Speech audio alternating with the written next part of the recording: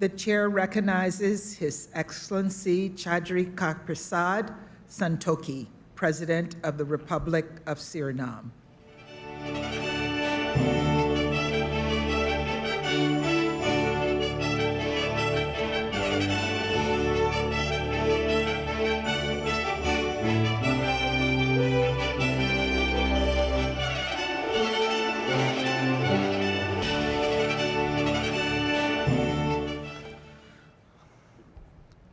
Good afternoon, distinguished Madam Chair, Excellencies, heads of state and governments, distinguished ministers, heads of international and regional organizations, delegates, ladies and gentlemen.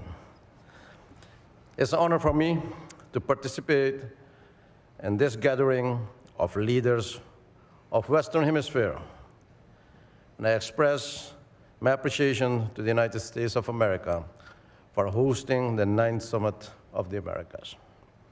As leaders of the Western Hemisphere, we find ourselves at a crucial and opportune moment for reassessing, refocusing, and recommitting our endeavors to ensure long-term development and prosperity, and that all peoples of the Americas deserve. Our societies are being threatened because of a lack of development, lack of education, poverty, inequality in the distribution of wealth and welfare, high debt burden, the exclusion of groups in our societies, marginalization of segments of our community, unemployment, and also poor leadership. These all threaten the bedrock of our democratic institutions. The theme for this summit is indeed timely, given the current state of affairs on our continent due to the COVID-19 pandemic, especially the detrimental effects of disinformation through fake news, a massive economic downturn, increasing inequality, and the impact of the invasion of Russia and Ukraine. Madam Chair, therefore, all countries must participate in hemispheric discussion on all issues and exert all efforts to work collaboratively towards addressing these issues affecting our hemisphere, our nations, and our people. I regret that some of our brothers and sisters are not here today. And therefore, I call upon all of us as leaders in government to engage in meaningful and equitable dialogue to further peaceful coexistence and impactful cooperation in our hemisphere.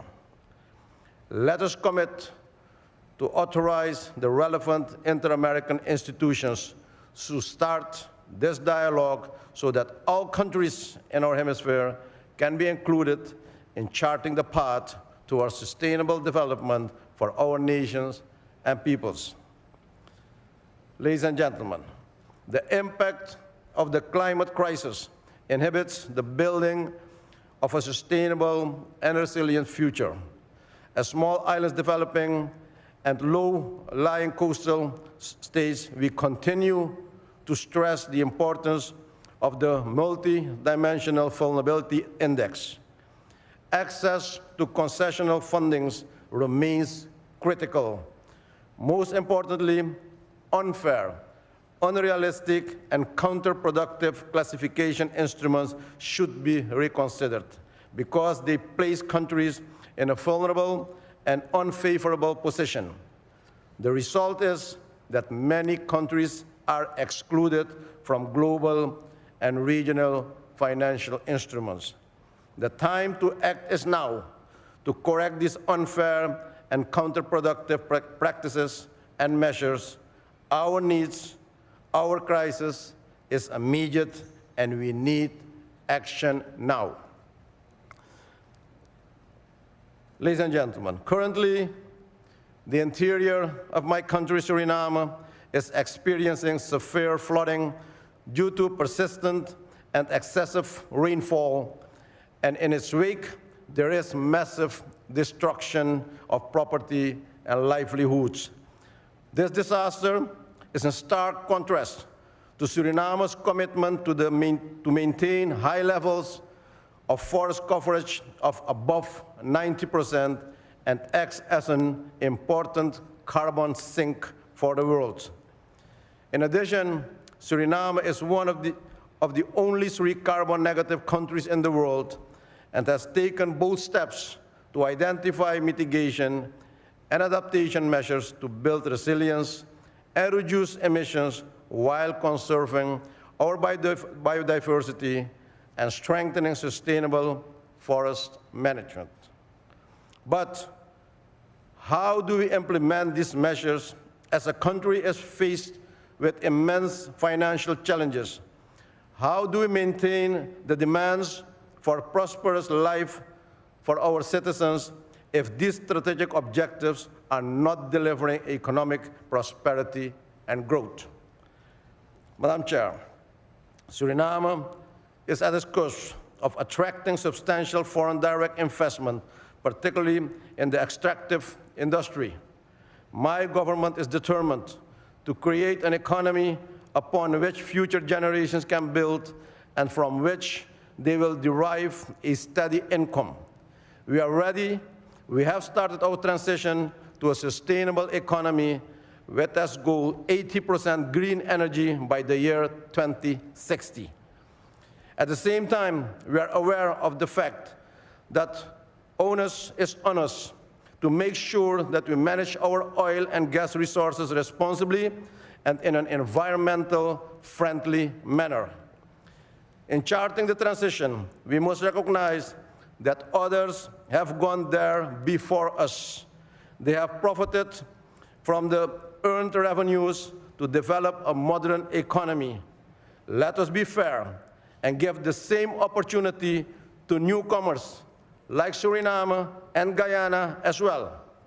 We all will benefit from those efforts.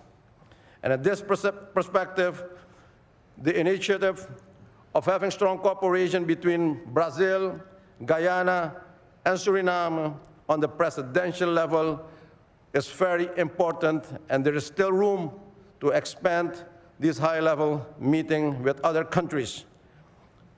Madam Chair, we have no choice than to scale up the implementation of the commitments made during our previous summits in collaboration with all relevant stakeholders. I hope that what we have agreed on in terms of follow-up mechanism will be acted upon with sincerity and speed. In this regard, I also refer to the recent and important U.S.-Caribbean dialogue initiated by the Vice President Kamala Harris.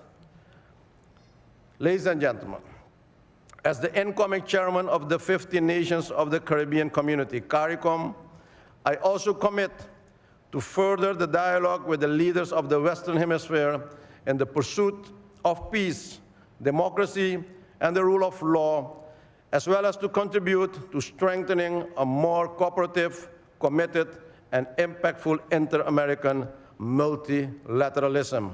I thank you, and may God bless you all. Thank you.